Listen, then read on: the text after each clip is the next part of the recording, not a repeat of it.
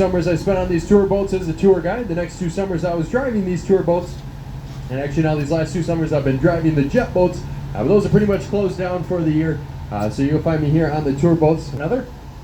I also have a 100-ton master's license with the U.S. Coast Guard, inland waters of the United States. You don't need that out here. These are state-run waters since 1996. I just got my license to increase my opportunities and proficiency and experience. So. And any time that we're talking on the mic, we humbly request to keep the conversation amongst yourselves down to a minimum or to a whisper, along with any music, games, ringtones, anything like that, so everyone around you can hear what's being said, as well as a courtesy to us. It's hard to focus and give a good tour if there's people trying to talk over us, so that'd be great. And if you come up with questions along the way, just hold on to those questions until the shore landings will both be available to field those questions at those points in time.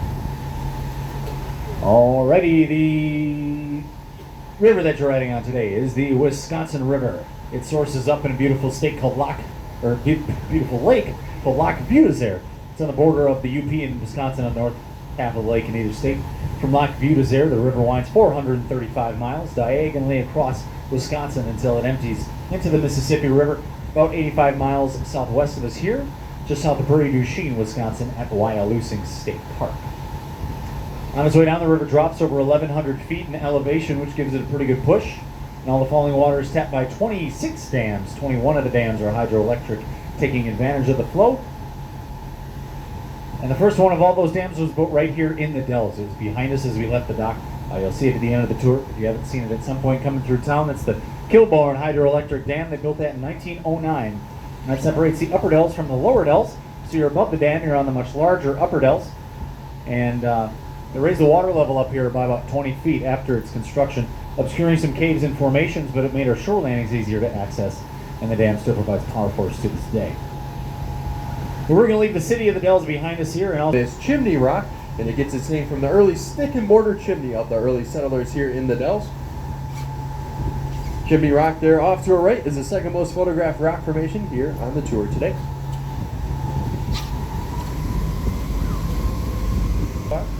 You can see his most prominent feature is his nose. Above his nose are slits for his eyes. Below his nose are slits for his mouth. Stretch your imagination. Even a little cheese, packers, badgers, anything like that. They were originally famous for their lumber industry. Lumberjacks would start farther north. They'd cut down their trees. They would then build giant lumber rafts out of these trees and ride them down the Wisconsin River, selling their lumber along the way. Now, some of these rafts would go as far as St. Louis and even New Orleans just to sell that lumber. But right here in the Dells was said to be the most difficult part of their trip. They'd have to take these large lumber rafts and break them up into smaller, more manageable sized pieces, known as rapids pieces, so that they could safely maneuver their way through the Dells. Now, like Gabe said, the water in this area was 20 feet lower, and it used to move a lot faster before all the dams were built here on the river. And at one point in time, it was said that the river here ran at 35 miles per hour. Now, directly in front of the boat was said to be the most dangerous part of their entire journey, where if you take a look in front of the boat, the river seems to come to an end. Now, it actually takes a 90-degree turn to the left here. These lumber raftsmen, on their rapids pieces, they'd come around that corner, they'd smash up to the rocks on the right, most of them losing their lumber and their lives. Because it was so dangerous, it was known as the Devil's Elbow. Now, one man, however, is pretty good at making his way through that elbow, and his name was Leroy Gates. He was so good at it that he made a living out of it. He'd start farther north, jump on those rapids pieces, and he'd safely maneuver those lumbermen through the...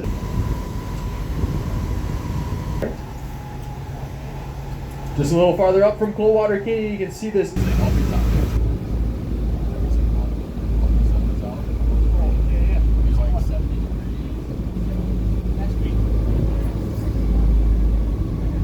In front of the boat now, soon to be on our left here, is Steamboat Rock.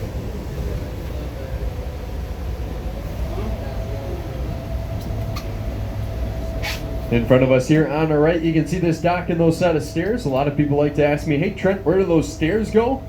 And to be honest with you guys, I've never actually seen them go anywhere. Pretty sure they just stay right there, all summer long.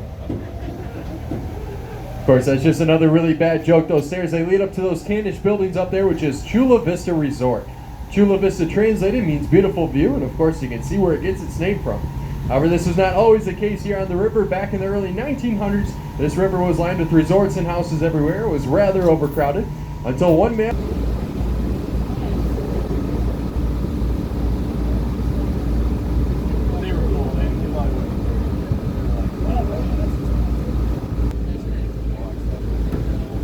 So I kind of messed up there. Enter between these two cliffs. We are now entering the Witch's Gulch. This is going to be our first of the two shore landings here today. This is the easier of the two walks. It is an optional and self-guided portion of the tour. How this is going to work here, I'm going to be leave you behind. It's about a 10-mile walk back to town, so please do not go beyond that stop sign. And you're going to come back the same way you go in, so it's 2 blocks in, 2 blocks out. If you don't want to make the walk, you are welcome to stay here on the boat, but it is highly recommended. I think it's definitely worth your time to make that walk.